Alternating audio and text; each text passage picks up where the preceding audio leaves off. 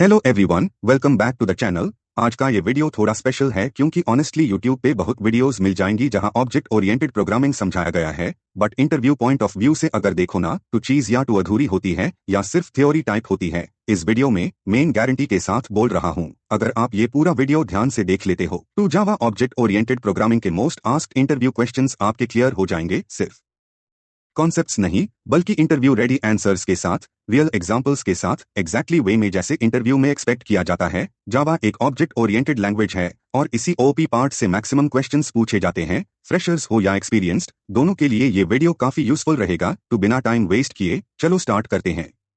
All right, अब OP का core concept start करते हैं और इसको बिल्कुल सिंपल रखेंगे ताकि जो बिल्कुल न्यू है उसको भी क्लियर हो जाए और इंटरव्यू पॉइंट ऑफ व्यू से भी स्ट्रांग रहे। सबसे पहले समझते हैं ऑब्जेक्ट ओरिएंटेड प्रोग्रामिंग होता क्या है। सिंपल लैंग्वेज में ओपी एक प्रोग्रामिंग अप्रोच है जहां हम कोड को फंक्शंस के अराउंड नहीं बल्कि ऑब्जेक्ट्स के अराउंड डिजाइन करते हैं। ऑब्जेक्ट का मतलब होता है डेटा प्लस बिहेवियर। डेटा यानी स्टेट जैसे नेम, स्पीड, बैलेंस, और बिहेवियर यानी एक्शंस जैसे ड्राइव करना, विदड्रॉ करना, अपडेट करना। दोनों चीज एक हाई यूनिट में बंद होती है। इस अप्रोच का फायदा यह है कि कोड रियल वर्ल्ड जैसे बिहेव करता है, समझना इजी हो जाता है, मेंटेन करना सिंपल होता है और रीयूज भी काफी स्मूथ हो जाता है। इसीलिए जावा जैसे लैंग्वेजेस में ओपी इतना इंपॉर्टेंट है।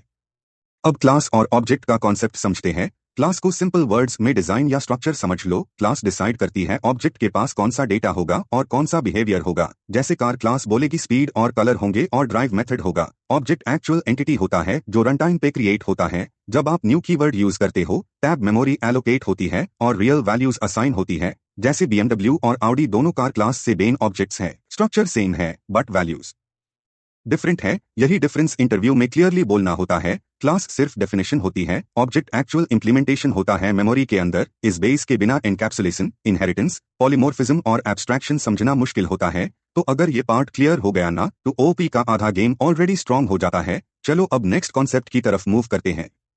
Now let's see first pillar of OP, encapsulation. और ऑनेस्टली ये कॉन्सेप्ट थोड़ा बोरिंग लग सकता है नाम सुन के, बट रियल लाइफ में सबसे ज्यादा काम का यही है। एनकैप्सुलेशन का सिंपल फंडा ये है, डेटा और बिहेवियर को एक जगह बंद करो और बाहर वालों को डायरेक्ट एंट्री मैट दो। मतलब ऑब्जेक्ट के अंदर क्या चल रहा है वो ऑब्जेक्ट खुद हैंडल करेगा, बाहर से बस प्रॉपर गेट होंगे। इस इमेज में कार का एग्जाम्पल लो। कार के अंदर स्पीड और कलर जैसे डेटा प्राइवेट है, कोई भी आके सीधा स्पीड चेंज नहीं कर सकता, वरना कोई बोले स्पीड -100 सेट कर दो, कार उल्टा चलने लगेगी। इसलिए हम सेट स्पीड जैसे मेथड्स देते हैं जहां पे हम चेक कर सकते हैं वैल्यू वैलिड है या नहीं। प्रोजेक्ट लेवल पे इसका फायदा और क्लियर होता है।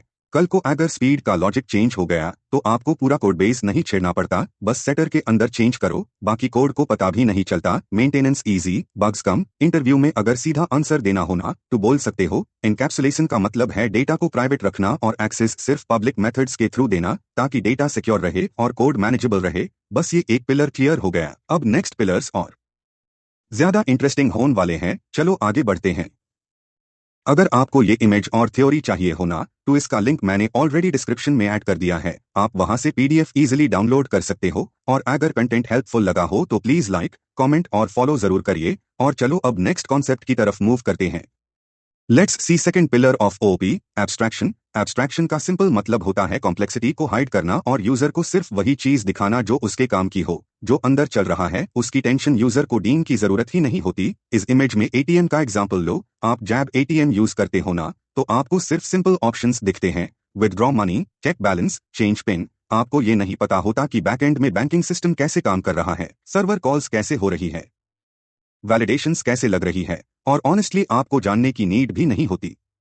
जावा में एब्स्ट्रैक्शन हम एब्स्ट्रैक्ट क्लासेस और इंटरफेसेस के थ्रू अचीव करते हैं। इंटरफेस बताता है क्या करना है और क्लास बताती है कैसे करना है। ये सेपरेशन एब्स्ट्रैक्शन का कोर आइडिया है। इसका फायदा यह होता है कि कॉम्प्लेक्सिटी रिड्यूस होती है, सिस्टम समझना इजी होता है और फ्यूचर चेंजेस भी स्मूथली हो जाते हैं। इंप्लीमेंटेशन चेंज करो, इंटरफेस सेम रखो, बाकी कोड सेफ। इंटरव्यू के लिए एक क्लीन लाइन याद रखना, एब्स्ट्रैक्शन का मतलब है focus on what the object does, not how it does it.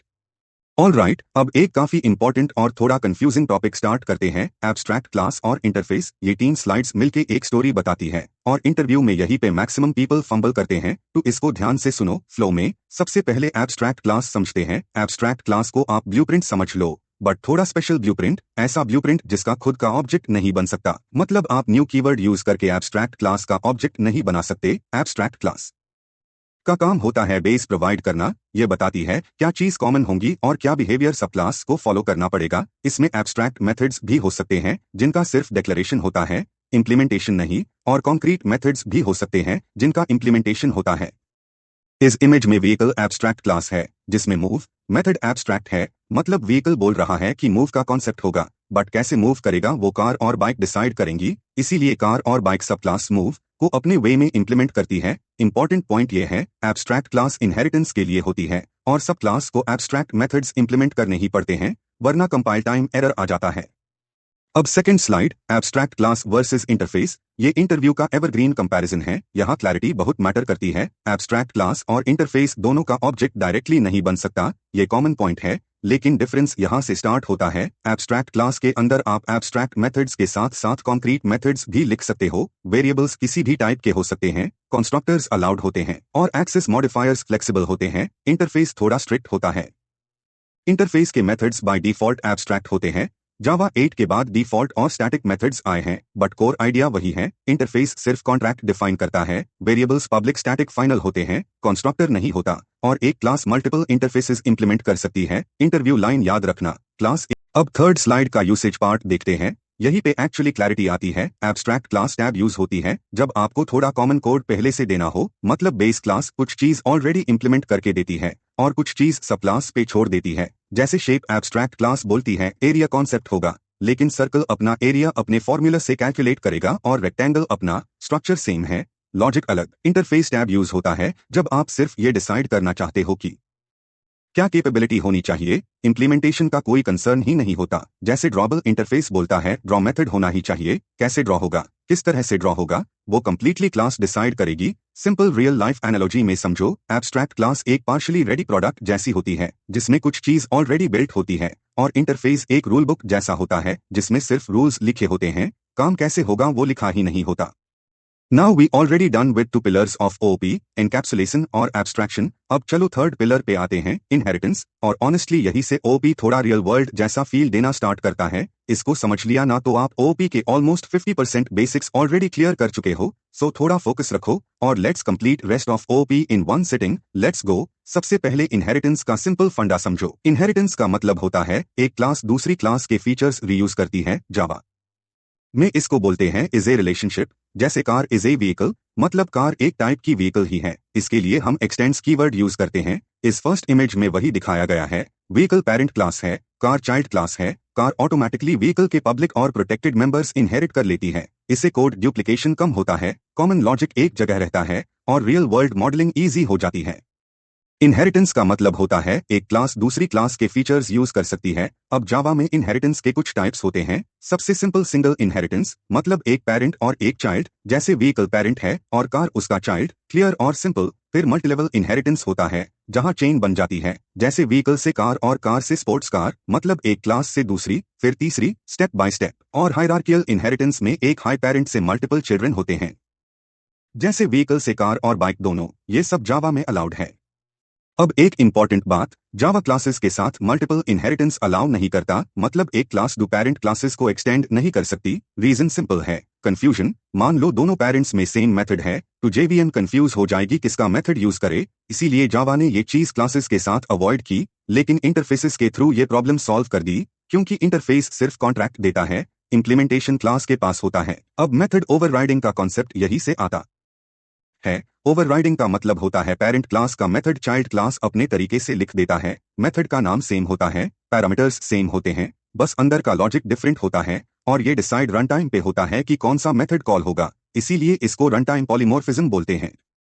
अब सुपर कीवर्ड समझो। सुपर का यूज पेरेंट क्लास को रेफर करने के लिए होता है। अगर चाइल्ड क्लास के कंस्ट्रक्टर में पेरेंट का कंस्ट्रक्टर कॉल करना हो या पेरेंट का मेथड एक्सप्लिसिटली कॉल करना हो तो सुपर यूज होता है। सिंपल वर्ड्स में सुपर बोलता है पहले पेरेंट का काम हो जाने दो। अब थोड़े रूल्स याद रखने वाले हैं। प्राइवेट मेंबर्स इनहेरिट नहीं होते क्योंकि वो क्लास के बाहर विजिबल ही नहीं होते। कंस्ट्रक्टर्स इनहेरिट नहीं होते क्योंकि कंस्ट्रक्टर का काम ऑब्जेक्ट क्रिएट करना होता है, इनहेरिट करना नहीं। और फाइनल मेथड्स ओवरराइड नहीं हो सकते क्योंकि फाइनल का मतलब ही होता है इसे आगे चेंज अलाउड नहीं है। अब थर्ड स्लाइड का डिजाइन पर्सपेक्टिव समझते हैं। इनहेरिटेंस और कॉम्पोजिशन का डिफरेंस क्या है। इनहेरिटेंस का मतलब होता है इज ए रिलेशनशिप, जैसे कार इज ए व्हीकल। यहाँ चाइल्ड क्लास पेरेंट क्लास के बिहेवियर इनहेरिट करती है, लेकिन एक कैच होता है, कपलिंग टाइट हो जाती है। मतलब पेरेंट क्लास में थोड़ा सा चेंज हुआ तो सारे चाइल्ड क्लासेस अफेक्ट हो सकते हैं। अब कॉम्पोजिशन, यहाँ रिलेशनशिप होती है हैज ए, जैसे कार हैज ए इंजन। यहाँ एक क्लास के अंदर दूसरी क्लास का ऑब्जेक्ट होता है, दोनों लूसली कपल्ड होते हैं। एक में चेंज करो तो दूसरा सेफ रहता है, इसीलिए रियल वर्ल्ड प्रोजेक्ट्स में कॉम्पोजिशन ज्यादा प्रेफर की जाती है। इंटरव्यू के लिए एक स्ट्रॉन्ग थंब रूल याद रखो, इनहेरिटेंस का इस्तेमाल सिर्फ कोड रीयूज के लिए मत करो। यूज टैब करो जैब रियल इज ए रिलेशनशिप हो और बिहेवियर जेन्युइनली कॉमन हो, वरना कॉम्पोजिशन बेटर और सेफर चॉइस होती है। अगर आप इसको कामली एक्सप्लेन कर देते हो ना, तो इंटरव्यूअर को क्लियरली समझ आ जाता है कि आप इनहेरिटेंस को सिर्फ एक्सटेंड्स कीवर्ड तक नहीं देख रहे, बल्कि डिजाइन पर्सपेक्टिव से समझ रहे हो। बस इनहेरिटेंस यही पे क्लियर हो जाता है। अब लास्ट पिलर बचा है पॉलीमॉर्फिज्म, उसके बाद ओपी का बेसिक कंप्लीट हो जाएगा। चलो आगे बढ़ते हैं। ऑल राइट, अब लास्ट पिलर पे आ गए हैं, पॉलीमॉर्फिज्म। और ये ओपी का सबसे इंटरेस्टिंग पार्ट होता है। नाम थोड़ा हैवी लगता है बट कॉन्सेप्ट एकदम सिंपल है। पॉलीमॉर्फिज्म का सिंपल मतलब होता है सेम चीज डिफरेंट बिहेवियर, या सिंपल वर्ड्स में एक हाई मेथड नाम, लेकिन काम सिचुएशन के हिसाब से चेंज हो जाता है। सबसे पहले कंपाइल टाइम पॉलीमॉर्फिज्म समझते हैं, इसको मेथड ओवरलोडिंग भी बोलते हैं। यहाँ पे सेम क्लास के अंदर सेम मेथड का नाम होता है बट पैरामीटर्स डिफरेंट होते हैं, जैसे मल्टीप्लाई आईएनटी और मल्टीप्लाई डबल डबल। कंपाइलर पहले हाई डिसाइड कर लेता है कौन सा मेथड कॉल होगा रन होने से पहले ही, इसलिए इसको कंपाइल टाइम पॉलीमॉर्फिज्म बोलते हैं।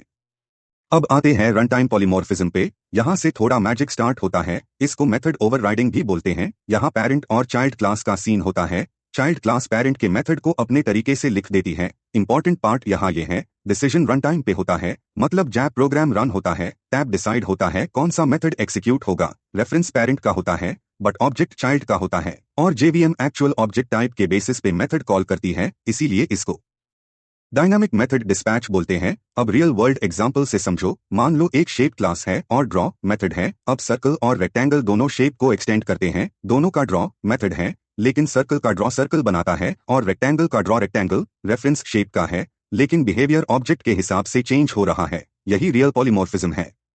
यहाँ एक इंपॉर्टेंट रूल याद रखना, पॉलीमॉर्फिज्म इनहेरिटेंस के बिना काम ही नहीं करता, और प्राइवेट स्टैटिक और फाइनल मेथड्स ओवरराइड नहीं होते, इसलिए वो रन टाइम पॉलीमॉर्फिज्म का पार्ट भी नहीं बनते। इंटरव्यू के लिए एक सॉलिड वन लाइनर याद रखो, पॉलीमॉर्फिज्म का मतलब है one interface many behaviours, same method call but different output based on actual object. So अब चलो पॉलीमॉर्फिज्म का एक और इंपॉर्टेंट थोड़ा एडवांस्ड पॉइंट देखते हैं, जो एमसीक्यू एग्जाम्स में भी काफी बार पूछा जाता है और इंटरव्यूज में भी ट्रैप बन सकता है। और हाँ, अब तक वीडियो पसंद आ रही हो तो लाइक और कमेंट जरूर करना, और ऐसे हाई कंटेंट के लिए फॉलो भी कर लो। चलो नेक्स्ट पॉइंट पे मूव करते हैं।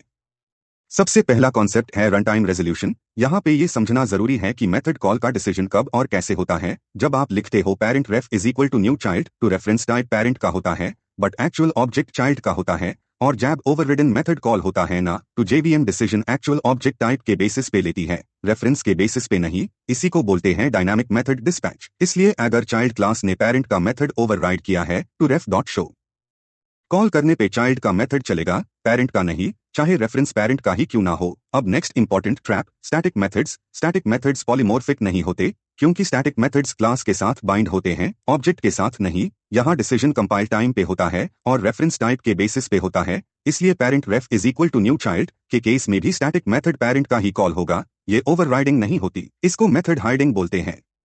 अब कॉन्स्ट्रक्टर्स कभी ओवरराइड नहीं होते, क्योंकि कॉन्स्ट्रक्टर का काम ऑब्जेक्ट इनिशियलाइज करना होता है, बिहेवियर प्रोवाइड करना नहीं, इसलिए वो पॉलीमॉर्फिज्म का पार्ट नहीं होते। हाँ, चाइल्ड क्लास के कॉन्स्ट्रक्टर से पेरेंट का कॉन्स्ट्रक्टर कॉल होता है बट वो ओवरराइड नहीं है। अब फाइनल मेथड्स को ओवरराइड नहीं कर सकते, क्योंकि फाइनल का मतलब ही होता है लॉक कर दिया। अगर मेथड ओवरराइड ही नहीं हो सकता तो रन टाइम पॉलीमॉर्फिज्म का सवाल ही नहीं आता। अब एक थोड़ा advanced but important point, covariant return type.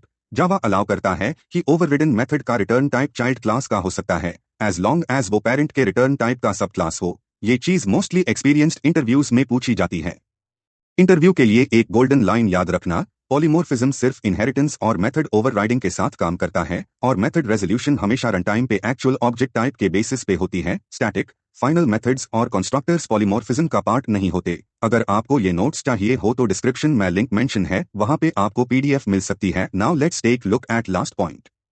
Diamond problem टैब आता है जब मल्टीपल इनहेरिटेंस ऑफ क्लासेस होती है। मान लो एक बेस क्लास है, उससे पेरेंट ए और पेरेंट बी दोनों इनहेरिट कर रहे हैं, और फिर चाइल्ड क्लास दोनों पेरेंट ए और पेरेंट बी से इनहेरिट करना चाहे। अब प्रॉब्लम ये होती है, अगर दोनों पेरेंट्स के पास सेम मेथड है तो जेवीएम कंफ्यूज हो जाती है कि चाइल्ड क्लास को कौन सा मेथड कॉल करना चाहिए। इसी कंफ्यूजन की वजह से जावा ने एक क्लियर डिसीजन लिया। जावा क्लासेस के साथ मल्टीपल इनहेरिटेंस अलाउ ही नहीं करता ताकि एम्बिग्यूटी ना आए और बिहेवियर प्रेडिक्टेबल रहे, लेकिन जावा ने इंटरफेसेस के थ्रू इसका स्मार्ट सोल्यूशन दिया। जावा इंटरफेसेस अलाउ करता है मल्टीपल इनहेरिटेंस क्योंकि इंटरफेस सिर्फ कॉन्ट्रैक्ट देता है, इंप्लीमेंटेशन क्लास के पास होता है।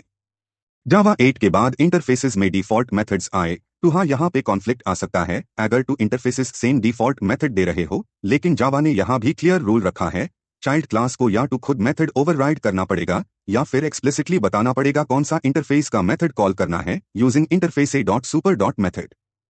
बस यही पे ओपी का फर्स्ट पार्ट कंप्लीट होता है। इस वीडियो में हमने ओपी का मीनिंग और उसके 4 पिलर्स डिटेल में देखे। अब नेक्स्ट 20 मिनट के वीडियो में हम प्योर ओपी के इंटरव्यू क्वेश्चंस कवर करने वाले हैं apart from theory, proper interview angle से। अगर वीडियो हेल्पफुल लगा हो तो प्लीज लाइक, कमेंट और फॉलो जरूर करना और मिलते हैं नेक्स्ट वीडियो में। तब तक के लिए bye, all the best for your interviews, see you in the next video.